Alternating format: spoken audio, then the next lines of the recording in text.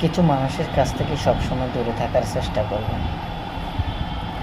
এমন কিছু মানুষ আছেন যে আপনি সময় সুযোগ কাজে লাগিয়ে কিছু অর্থের বিনিময়ে আপনার কাছ থেকে তার স্বার্থ হাসিল করে আপনাকে দূরে ঠেলে দেবে। আপনি কখনো ভাবতেও পারবেন না যে ওই মানুষগুলো আপনার সাথে এমন করবে, কারণ আপনি তো ভাববেন কীভাবে, আপনি তো তাকে আপন করে নিয়েছেন।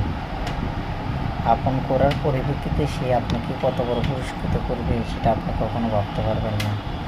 অতএব সবসময় কেয়ারফুল, আপনার সময় কেউ যেন অপব্যবহার না করতে পারে। নিজের সময়কে নিজে কাজে লাগান, সেটা যে কোনো জায়গায় নিজে পরিশ্রম করুন। নিজের পরিশ্রমের ফল একদিন না একদিন সফল হয়ে আসবে, কখনো ব্যর্থ যাবে না। কিন্তু যখন অন্যের জন্য পরিশ্রম করতে যাবেন, সেক্ষেত্রে তার স্বার্থ হাসিল হওয়ার পরে সে কিন্তু আপনাকে আর কাছে রাখবে না, সে দূরে ঠেলে দেবে।